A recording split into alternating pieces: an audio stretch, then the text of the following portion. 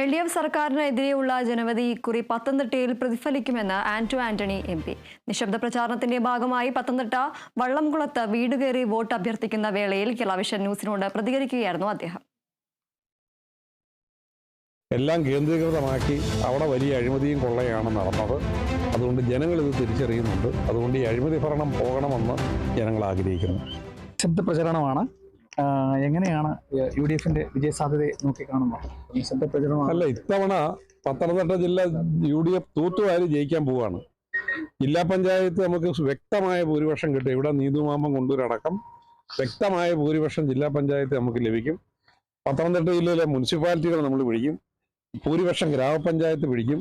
UDF-ന് അനുകൂലമായ ഭയങ്കര ഒരു തരംഗമാണ് ഈ തെരഞ്ഞെടുപ്പിൽ കാണുന്നത്. ഇന്നലത്തെ ആ കലാശക്കൊട്ടിൽ ഞങ്ങൾക്കത് ബോധ്യപ്പെടുകയും ചെയ്തു. എങ്ങനെയാണ് ഈ പ്രവർത്തകരെ എണ്ണയിട്ട് യന്ത്രം പോലെ എത്തിക്കാൻ? ഞങ്ങളെ പ്രവർത്തനം വളരെ നേരത്തെ ആരംഭിച്ചു. 1 വർഷമായി ഞങ്ങൾ ഇതിന്റെ പ്രവർത്തനങ്ങൾ തുടങ്ങി. 1 വർഷമായി അടുക്കും ചിട്ടയോടെ താഴെ തട്ടിൽ പ്രവർത്തിച്ച് ഏറ്റവും മികച്ച സ്ഥാനാർത്ഥികളെ കണ്ടെത്തുന്നതിൽ എല്ലാവരും ഒരുമിച്ച് നിന്നു.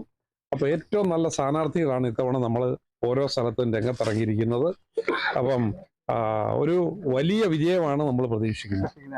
നാളെ ഇനി പോളിംഗ് ബൂത്തിലേക്ക് പോകുമ്പോഴേ ഓരോ വോട്ടർമാരോട് എന്താണ് എനിക്ക് പറയാനുള്ളത്?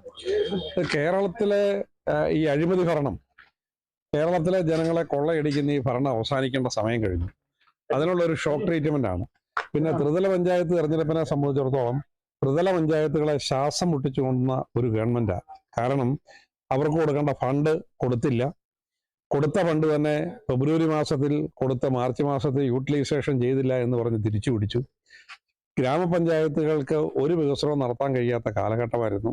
അപ്പൊ ത്രിതല പഞ്ചായത്ത് സമ്പ്രദായത്തെ തന്നെ തകർത്ത് എല്ലാം കേന്ദ്രീകൃതമാക്കി അവിടെ വലിയ അഴിമതിയും കൊള്ളയാണ് നടന്നത്. അതുകൊണ്ട് ജനങ്ങൾ ഇത് തിരിച്ചറിയുന്നുണ്ട്. അതുകൊണ്ട് ഈ അഴിമതി ഭരണം പോകണമെന്ന് ജനങ്ങൾ ആഗ്രഹിക്കുന്നു.